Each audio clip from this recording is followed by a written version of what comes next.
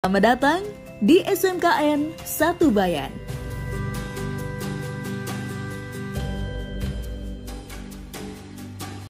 Assalamualaikum warahmatullahi wabarakatuh. Selamat pagi, salam harmoni. Yang terhormat Bapak Ibu dosen penguji, perkenalkan nama saya Saridi SPD, mahasiswa PPG kategori 1 gelombang 3 Universitas Pendidikan Ganesha Bali, dengan nomor induk mahasiswa 273481339. Unit kerja SMKN 1 Bayan Lombok Utara NTB. Waktu uji kinerja 4 Maret tahun 2024 dengan materi larutan asam basa dengan model pembelajaran PBL.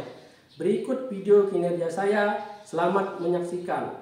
Wassalamualaikum warahmatullahi wabarakatuh. Salam harmoni. Terima kasih.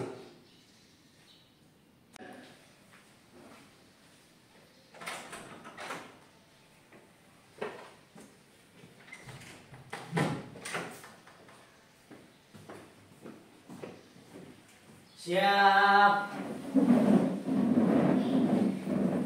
Beri salam. Assalamualaikum warahmatullahi wabarakatuh. Waalaikumsalam warahmatullahi wabarakatuh. Silakan duduk. Bagaimana kabar kalian anak-anak? Baik. Sudah pada sarapan? Sudah. Minumnya apa tadi? Air minum. Orang yang ya? Ya baik. Jadi pada hari ini kita akan belajar. Jadi sebelum belajar, biar mendapatkan ilmu yang barokah, kita berdoa dulu ya. Nanti ketua kelas Arya akan memimpin doa ya.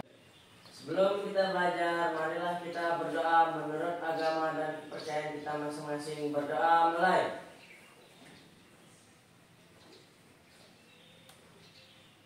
Berdoa selesai. Baik anak-anak. Jadi sebelum kita mulai belajar pada hari ini, Pak Guru akan cek absensinya dulu ya. Ini kelas 10 TKJ ya. Nanti yang Pak Guru panggil namanya, tolong diangkat tangannya ya. Atma, Arsya, Arya Agus Junata, Hadir. Supendi, Hadir. Alhamdulillah semuanya masuk ya. Meskipun tadi pagi hujan, kalian sangat luar biasa sekali bisa masuk pada hari ini ya. Hari ini kita akan mulai belajar ya. Baik anak-anak, hari ini kita akan mulai belajar. Jadi untuk materi kita hari ini apa anak-anak? Larutan asam basa ya. Sudah belajar waktu SMP ini? Belum ya. Nanti kita akan belajar bersama-sama apa itu larutan asam dan larutan basa ya. Pak Guru tanya, siapa yang masih ingat materi kita minggu kemarin? Saya. Ya silakan Arya. Larutan elektrolit dan non elektrolit. Ya, larutan elektrolit dan non elektrolit. Ya, jadi materi sebelum itu jangan lupakan ya, karena materi sebelum itu menjadi prasyarat untuk kita belajar pada hari ini. Ya. Baik, kita akan mulai ya. Perhatikan depan ya. Ini gambar apa ini? Ini? Ini? Durian. Ini? Jeruk. Rasanya seperti apa ini? Yang pahit? Pahit. Ini? Asam. Kalau durian? Manis. Kalau jeruk? Manis. Nah, itu buah-buahannya. Kenapa? Karena perlu tanya, kenapa kok buah-buahan itu ada yang rasanya manis, pahit dan asam? Kenapa kira-kira? Belum tahu ya. Nah, kita cari jawabannya bersama-sama ya. Nah, terkait materi kita hari ini larutan asam dan basa. Menurut kalian ini yang pare ini asam atau basa? Asam. Ini? Asam. Durian? Basa. Jeruk? Asam. Ya, jawabannya ada yang asam, ada yang basa, ada yang basa, ada yang asam ya. Kita cari jawabannya bersama ya. Ini gambar apa ini? Ronda, ratu rumput. Ini? Ini? Ini? Alkohol. Ya, tadi kalian mengatakan untuk mengetahui dia asam dan basa itu dicicipi ya. Siapa yang mencicipi ini? Nah, selamanya dicicipi ya. Kalau racun cicipi kan bahaya ini ya. Nanti ada alatnya ya. Kita pakai alat ukur nanti untuk mengetahui dia asam atau basa ya. Baik anak-anak, untuk tujuan pembelajaran kita pada hari ini yang ingin kita capai adalah yang pertama itu peserta didik mampu menjelaskan pengertian larutan asam basa menurut Arrhenius dengan benar, ya. Yang kedua, peserta didik dapat menyebutkan larutan yang bersifat asam dan basa dengan mengamati hubungan sekitar minimal 6, ya. Yang ketiga, peserta didik dapat membedakan larutan asam, larutan basa, dan netral dengan menggunakan kertas lakmus dengan benar. Nah, ini pakai kamus untuk mengetahui asam dan basa, ya. Yang keempat, peserta didik dapat menentukan pH larutan menggunakan pH meter, ya, dengan tepat. Ini alatnya pH meter nanti, ya. Yang kelima, peserta didik dapat menganalisis larutan yang bersifat asam basa kuat dan asam basa lemah berdasarkan pH yang dimiliki, ya. Nah, kemudian untuk model pembelajaran kita pada hari ini yaitu adalah model problem reasoning atau PPL, ya. Jadi ada permasalahan yang harus kalian selesaikan dikaitkan dengan materi kita pada hari ini, ya, secara kontekstual, ya. Kemudian untuk penilaiannya yang pertama itu ada pengetahuan, nanti di akhir pembelajaran ada tes, ya. Kemudian ada nilai kinerja FPD, praktek nanti presentasi juga, ya. Kemudian penilaian sikap. Jadi perlu harapkan kalian serius nanti, ya. Nah, ini anak-anak ada video permasalahannya yang kalian harus simak, ya. Nanti dari video permasalahan ini untuk mendapatkan permasalahan yang kalian selesaikan, ya, disimak videonya dengan baik, ya. Bagian dada seringkali dikaitkan dengan penyakit jantung. Tetapi tahukah kalian bahwa rasa sakit di bagian ini tidak selalu berkaitan dengan serangan jantung? Ini adalah suatu penyakit yang saat ini menjadi tren di tengah masyarakat kita, yang juga termasuk kelompok penyakit akibat asam lambung, acid related disease, ya, NIGA. Jadi ada suatu keadaan di mana pasien tersebut, ya, merasakan panas dada seperti terbakar dan mulutnya pahit, dan ini terjadi karena memang adanya isi lambung itu yang balik arah dari lambung ke kerongkongan. Nah, kondisi ini, ya, jadi kondisi ini sebenarnya bisa kita cegah.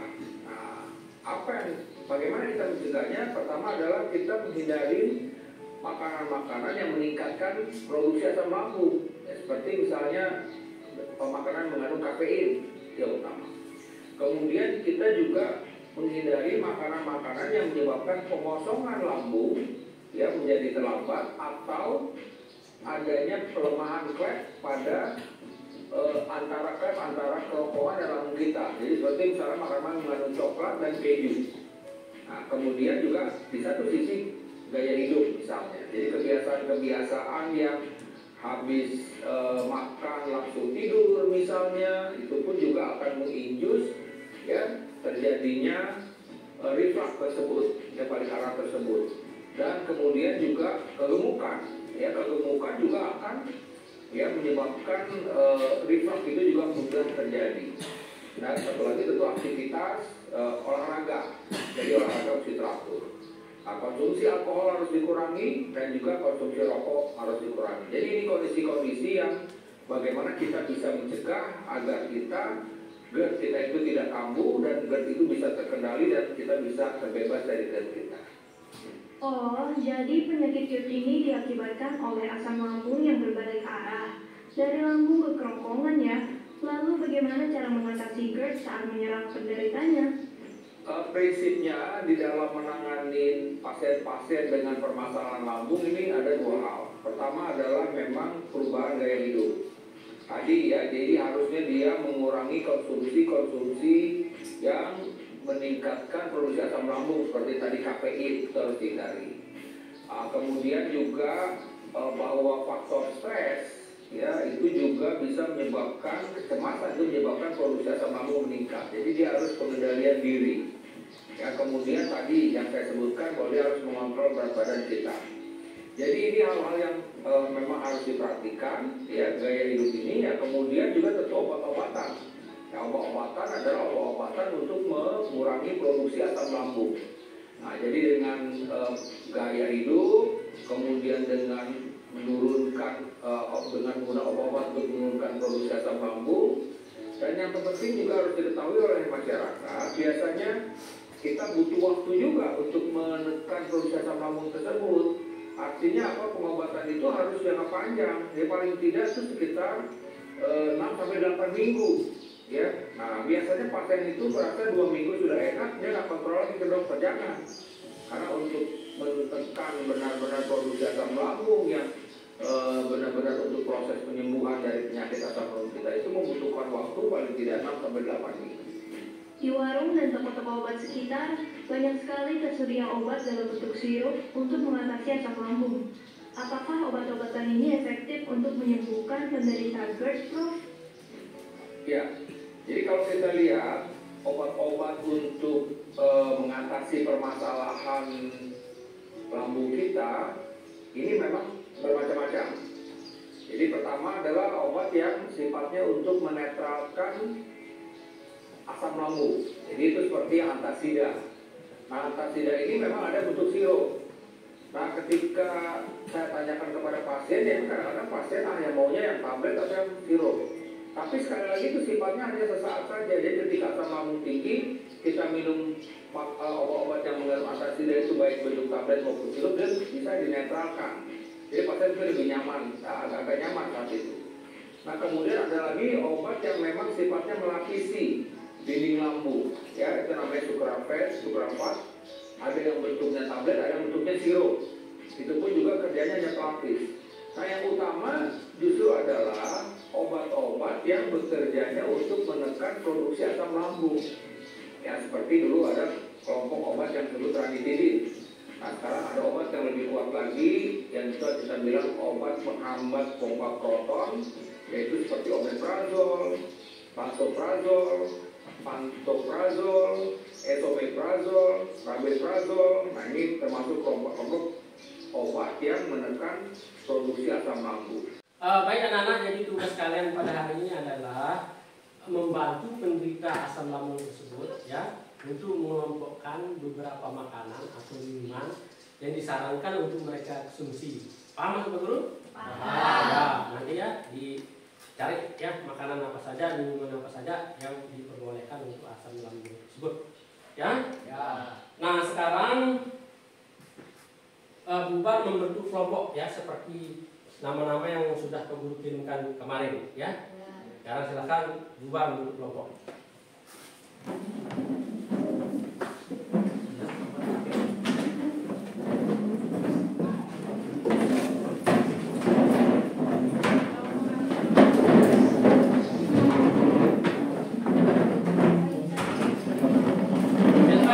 Mejanya.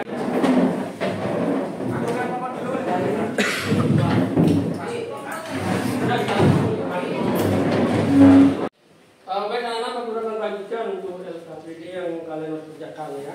Ini kelompok 1 ya. Ini kelompok 2 ya. Sekarang yang belum kelompok 3 ya. Silakan dipegang LKPD-nya. Baik anak-anak, tolong dibuka LKPD-nya. Pak Guru akan jelaskan bagaimana cara mengerjakannya ya. Yang pertama di situ ada kolom pertama itu kalian isi informasi yang kalian dapat dari video ya, di kolom pertama. Kemudian kolom kedua itu diisi rumusan masalah di situ ya. Rumusan masalah diisi di situ. Kemudian kolom ketiga itu ada hipotesis ya. Hipotesisnya kalian tuliskan di situ nanti dengan mencari referensi di internet ya. Kemudian kolom keempat tuh di situ cara kerja ya. Jadi kalian tulis cara kerja, prosedur kerja untuk prakteknya ya. Bisa anak-anak paham maksud Pak Guru? Paham. Ya, Pak Guru beri waktu 30 menit untuk mengerjakannya ya. Silakan dikerjakan. Informasi yang kamu peroleh dari video. Tadi video pertama kan permasalahannya GERD atau asam lambung. Nah, tulis di situ ya. Tulis ya. Tuh ya. Paham? Kemudian yang kolom kedua, untuk kolom yang kedua sudah paham juga isinya? Nah, yang kolom kedua ini. Kolom kedua ya itu. Nah, di situ di kolom pertama kan asam lambung ya. Di kolom kedua itu senyawa apa? Ya, nyawa apa kamu cari ya, googling ya, nyawa apa di situ, kandungan asam lambung itu, zat kimianya apa ya, apalagi ya. orang mengisi ini. Ya, akan dicari ya.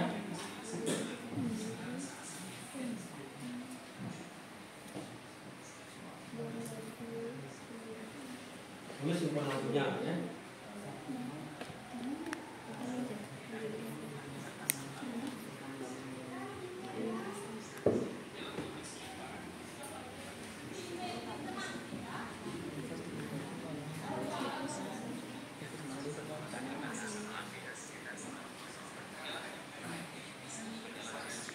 Ya, informasi dari video itu kamu dari video pertama ini kan ada asam lambung, itu kan informasinya ditulis. Dari situ ada apa lagi? Tadi yang diminum apa itu tadi? Obat antasida, ditulis antasida. Cari senyawa yang ada di antasida itu apa? Enggak, tinggal di googling, kan? Itu ya, antasida. Apa lagi? Ya, antasida. Udah di antasida itu zat apa, senyawa apa yang ada ya, tinggal di nah, ini kan jadi googling ini ya.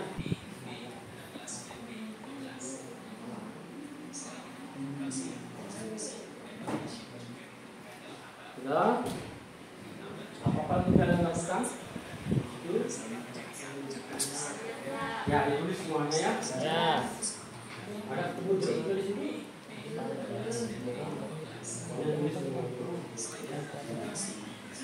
Kalau sebenarnya ini apa menyebabkan asam lambung, misalnya asam lambung itu apa, kandungannya, buat ini pertanyaan.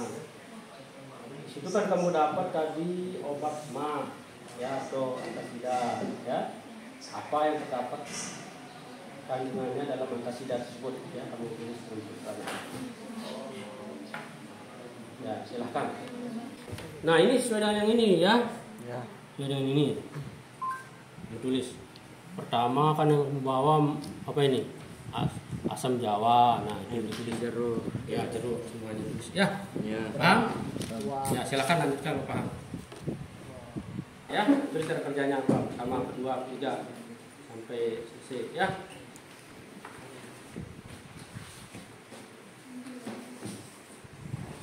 Paham? Ya silakan tulis cara kerjanya.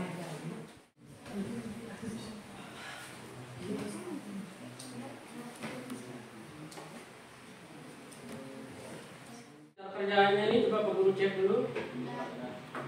Cara kerja teladan bahan untuk kelompok 1 sudah bagus. Kemudian untuk kelompok 2 coba Pak Guru lihat cara kerjanya. Ya sudah bagus, tinggal udah ini merapikan, ambil kertas kosong untuk namanya nanti nama larutan kertas kosong ya. Yang ini juga ada semuanya. Ini kertas kosong untuk tulis nanti nama-namanya ya. Tulis namanya di sini ya. Kelompok 3 ambil. Ini hierarki. Langsung lupa. Ya, langsung lupa. Kopi. Siapa mau kopi nih? Ya. Kopi lupa. Sedikit. Oh. Ya. Kopi kerjasama nak. Kopi.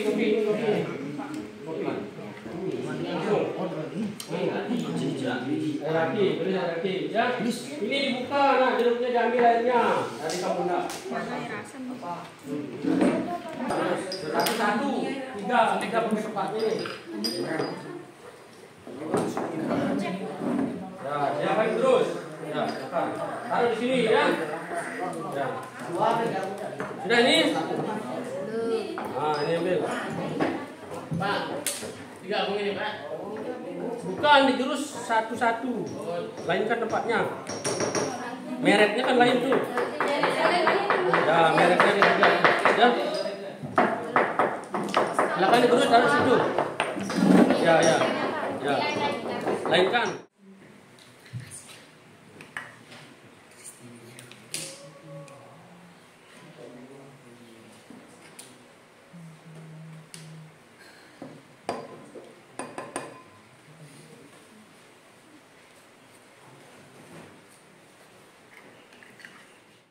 perhatikan dulu anak-anak ya, sebelum kalian praktek alat dan bahannya sudah kalian persiapkan dengan bagus itu ya. Jadi yang pertama nanti biar hasilnya valid, kalian ukur dulu menggunakan kertas lakmus itu ya, karena ada lakmus merah, ada lakmus biru. Nah di situ kalian bisa tahu mana yang asam, mana yang basah, dipisahkan ya. Nanti kemudian nanti yang kedua ukur pH-nya ya, menggunakan pH meter ini ya. Tadi teman kalian Rizky sudah ini ya, sudah distandarkan ini ya. Di sini Pak Guru kasih kode ya, ada kode A, ada kode B ya. Yang A itu asam, untuk mengukur asam nanti ya. Kemudian yang B itu untuk mengukur basah, biar hasilnya akurat nanti ya. Jangan dicampur, nanti kalau dicampur nanti hasilnya tidak bagus ya. Nah sekarang silahkan mulai ukur menggunakan kertas lakmusnya dulu ya. Barutannya silahkan. Apa ini? Air hati, celupkan lakmus merahnya dulu ya. Satu-satu, nah yang merah dulu, yang merah celupkan. Ya, celupkan hasilnya seperti apa. Lamaan dulu, lamaan. Nah, kalau sudah taruh di situ, ya, paham? Nah, sekarang yang biru, celupkan yang biru. Apa yang terjadi?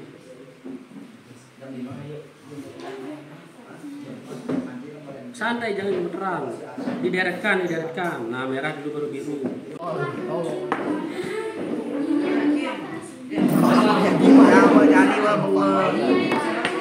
Asam. Ini salah satu. Nah, ini apa ini? Deterjen. Tulis dulu. Asam itu bahasa di merah. Biru merah. Ya, sudah mau cek semua nih. Apa yang mau tulis pertama dulu? Oke, yang buka dulu. Jeruk kan? Jambu mate. Jambu mete. Wah, musimnya apa? Ada yang cari musimnya ini jangan lupa. Merah tetap merah. Bukan kuahnya kamu cari tadi. Cabut deh, merah tetap merah. Hanam biru udah biru udah apa? Masa nang tahu. Merah.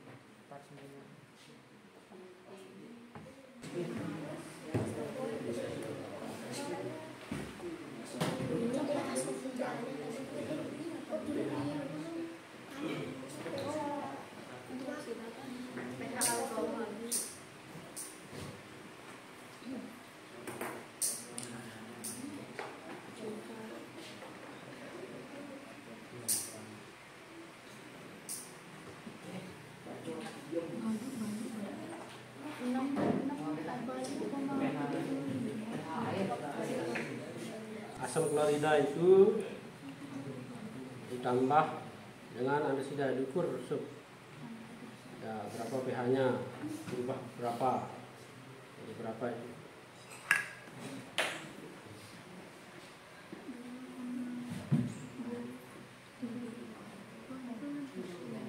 Berapa? Tulis. Di sini.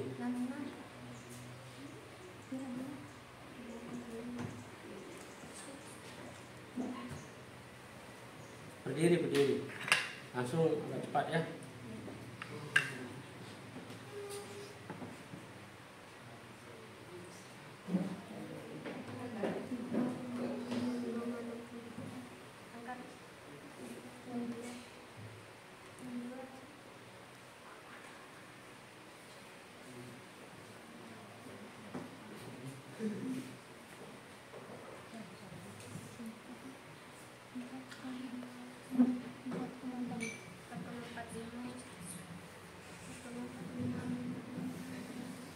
Ya.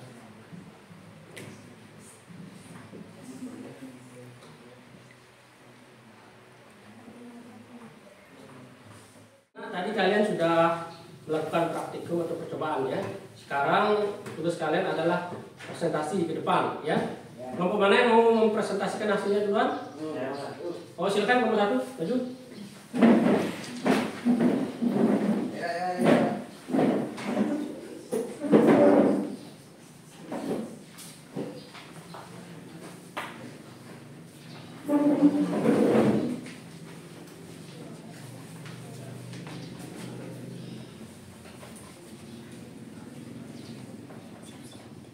Baik, assalamualaikum warahmatullahi wabarakatuh. Waalaikumsalam warahmatullahi wabarakatuh. Kami dari kelompok 1 akan mempresentasikan hasil kerja kelompok kami. Yang pertama dibacakan oleh teman kami Arya di peserta. Rumusan masalah. 1. Mengapa bisa terjadi mah? 2. Asam lambung mengandung senyawa apa? 3. Kira-kira sifat jeruk dan obat mah apa? 4. Bagaimana cara mengetahui jeruk itu asam dan obat mah itu basa? 5. Mengapa kafein bisa memicu asam lambung? Kedua, Eka hipotesis. Hipotesis, apabila pH 1 larutan kurang dari 7, maka larutan tersebut bersifat asam. Apabila pH 1 larutan sama dengan 7, maka larutan tersebut bersifat netral. Dan jika apabila pH 1 larutan lebih dari 7, maka larutan tersebut bersifat basa. Rizky, makanan yang tidak disarankan. Makanan yang tidak boleh disarankan oleh penderita asam lambung: alkohol, cabai, jeruk, sama kopi. Dan Haryadi, makanan yang disarankan. Makanan yang disarankan oleh penderita asam lambung: apel, semangka, pisang, pepaya. Berikutnya kesimpulan yang akan dibacakan Arya. Berdasarkan hasil eksplorasi masalah dan percobaan larutan asam basa, maka dapat kami sampaikan: 1. Larutan asam: asam jawa, jeruk, air aki, asam cuka, alkohol, dan kopi. Larutan basa: pasta gigi, sabun, natrium pisang, oksida, obat mah. Asam kuat: asam jawa, asam klorida, dan air aki zur. Asam lemah: jeruk, pisang, dan asam cuka. Basa kuat: obat mah. Basa lemah: pasta gigi dan air sabun dan pisang. Mah disebabkan oleh asam lambung. Oleh meningkatnya asam lambung disebabkan oleh konsumsi makanan dan minuman yang berkarakteristik asam yang kuat yang memicu kenaikan asam lambung naik. Senyawa yang terdapat pada asam lambung adalah asam klorida atau HCl. Sehingga disarankan menghindari konsumsi makanan yang bersifat asam yang tinggi seperti jeruk. Disarankan konsumsi makanan yang bersifat asamnya rendah seperti pisang dan pepaya. Obat mah seperti antasida mengandung magnesium hidroksida yang bersifat basa kuat sebagai obat mah. Baik, ada yang mau bertanya? Ya, silakan. Mengapa kopi tidak disarankan untuk penderita asam lambung? Saya akan menjawab. Kopi bersifat asam dan mengandung kafein yang bisa meningkatkan asam lambung. Ada lagi? Saya. Kelompok 2, silakan. Bagaimana kalian membuktikan kalau obat mah bisa menurunkan keasaman?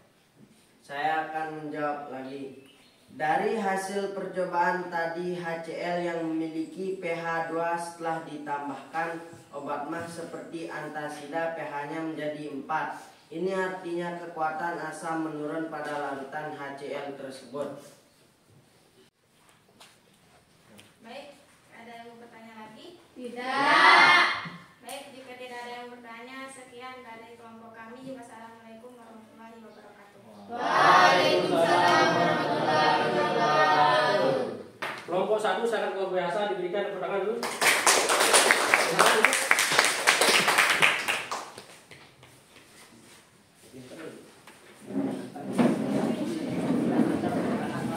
Baik, tadi kelompok 1 maju, sekarang kelompok siapa yang mau maju?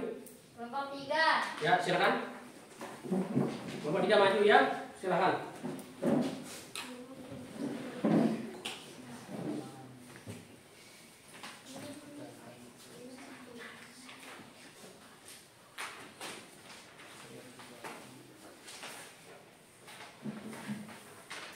Assalamualaikum warahmatullahi wabarakatuh. Waalaikumsalam warahmatullahi wabarakatuh. Kami dari kelompok 3 akan mempresentasikan hasil kerja kami yang akan dibacakan oleh Arsia. Rumusan masalah. 1. Mengapa bisa terjadi mah? 2. Asam lambung mengandung senyawa apa? 3. Kira-kira sifat jeruk dan obat mah apa? 4. Bagaimana cara mengetahui jeruk itu asam dan obat mah itu basa? 5. Mengapa kafein bisa memicu asam lambung? Selanjutnya yang akan dibacakan oleh Nurhaini. Baik, saya akan membacakan tentang hipotesis. Apabila pH suatu larutan kurang dari 7, maka larutan tersebut bersifat asam. Apabila pH suatu larutan sama dengan 7, maka larutan tersebut bersifat netral. Dan jika apabila pH suatu larutan lebih dari 7, maka larutan tersebut bersifat basa. Selanjutnya Supendi yang akan membacakan makanan yang disarankan dan tidak disarankan. Makanan yang disarankan untuk penderita asam lambung adalah pisang, pepaya, apel, dan anggur. Dan makanan yang tidak disarankan untuk penderita asam lambung adalah alkohol, cabai, jeruk, dan kopi. Selanjutnya kesimpulan yang akan dibacakan oleh Ari. Baik, saya akan membacakan kesimpulan. Berdasarkan hasil eksplorasi masalah dan percobaan larutan asam basa, maka dapat kami sampaikan hasil kami. Larutan asam, asam jawa, jeruk, air aki, asam cuka, alkohol, dan kopi. Larutan basa, pasta gigi, sabun, natrium pisang, oksida, obat mah. Asam kuat, asam jawa, asam klorida, dan air aki, zur. Asam lemah, jeruk, pisang, dan asam cuka. Basa kuat, obat mah. Basa lemah, pasta gigi, dan air sabun dan pisang. Mah disebabkan oleh asam lambung oleh meningkatkannya. Asam lambung disebabkan oleh konsumsi makanan dan minuman yang berkarakteristik asam yang kuat memicu kenaikan asam lambung naik. Senyawa terdapat pada asam lambung adalah asam klorida HCl. Sehingga disarankan menghindari konsumsi makanan yang bersifat asam. Yang tinggi seperti jeruk disarankan konsumsi makanan yang bersifat asamnya rendah seperti pisang dan pepaya. Obat mah seperti antasida mengandung magnesium hidroksida yang bersifat basa kuat sebagai obat mah. Ada yang ingin ditanyakan? Saya. Silakan kelompok 2. Satu tanya ya. Solusi apa yang diberikan kepada penderita asam lambung? Baik, saya akan menjawab. Disarankan mengkonsumsi makanan yang memiliki kandungan asam yang rendah seperti pisang, pepaya, apel, dan anggur. Ada yang ingin bertanya lagi? Saya. Ya, silakan. Mengapa ketika kita terlambat makan bisa menyebabkan mah? Baik, saya akan menjawab. Terjadi pengosongan lambung. Tidak ada makanan yang diolah sehingga terjadi peningkatan asam lambung menyebabkan mah. Ada yang bertanya lagi? Tidak. Kalau tidak ada, sekian dari kelompok kami. Assalamualaikum warahmatullahi wabarakatuh. Waalaikumsalam warahmatullahi wabarakatuh.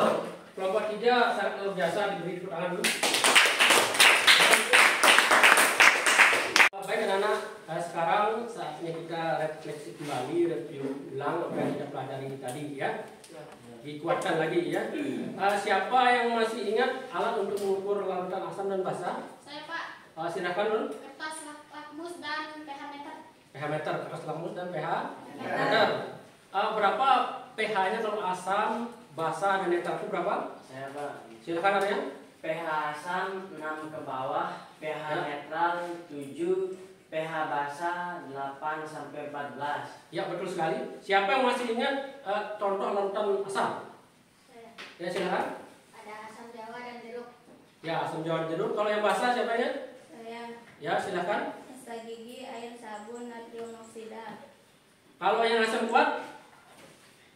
Saya. Ya silakan Ben. Terapi. Eraki. Yang asam lemah? Silakan, Ren. Alkohol, pisang, dan asam cuka. Ya, itu ya. Baik anak-anak, sekarang saatnya kita akan menyimpulkan materi yang kita pelajari pada hari ini. Siapa yang mau membantu Pak Guru untuk menyimpulkan materi kita pada hari ini? Silakan Arya. Asam adalah senyawa yang dapat melepas ion hidrogen jika dilarutkan dalam air. Basa adalah senyawa yang dapat melepas ion hidroksida jika dilarutkan dalam air. Ya, luar biasa lagi. Siapa lagi? Saya, Pak. Silakan Nur.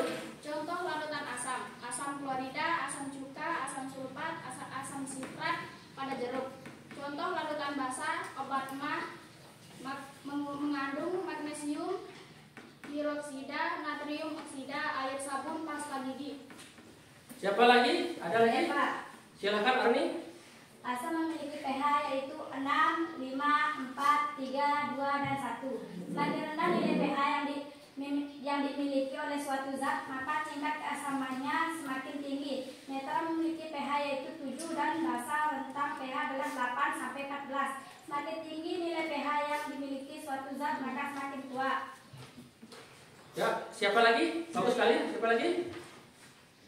Suatu asam digolongkan sebagai asam kuat jika memiliki nilai pH yang sangat rendah. Jika nilai pH larutan sekitar 3-6, maka larutan tersebut digolongkan larutan asam lemah. Larutan basa digolongkan sebagai basa kuat jika nilai pH tinggi dan memiliki daya hantar listrik yang kuat. Jika nilai pH sekitar 8-12 dan bersifat elektrolit lemah, maka digolongkan sebagai basa lemah.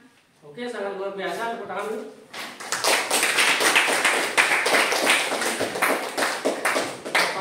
Baik anak-anak, berikutnya Pak Guru akan berikan kalian tes berbasis Google Form, ya.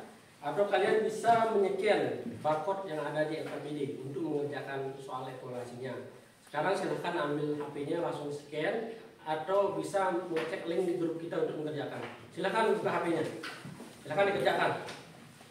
Silahkan semuanya buka HP-nya, angkat di atas meja untuk kerjakan.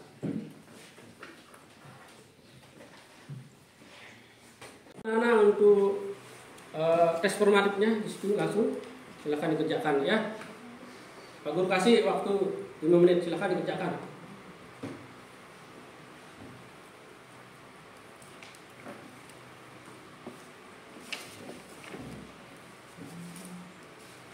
Setelah dikerjakan jangan lupa dikirim ya. Dan nilainya langsung masuk nanti. Dibaca dulu dengan teliti, pelan-pelan, baru dijawab ya.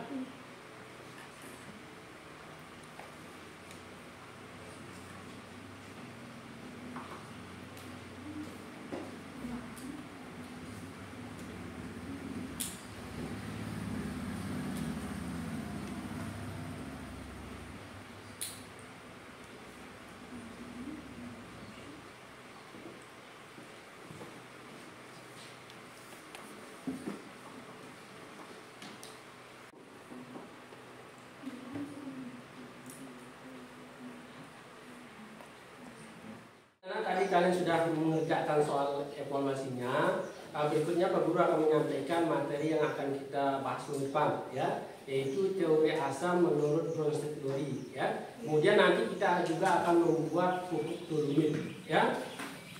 Ya, Nana ya. Ya. Demikian untuk pelajaran kita pada hari ini. Tadi kita buka dengan doa, sekarang kita tutup dengan doa. Saya persilahkan ketua kelas untuk menyiapkan doa. Sebelum kita pulang, marilah kita berdoa menurut agama dan kepercayaan kita masing-masing. Berdoa mulai.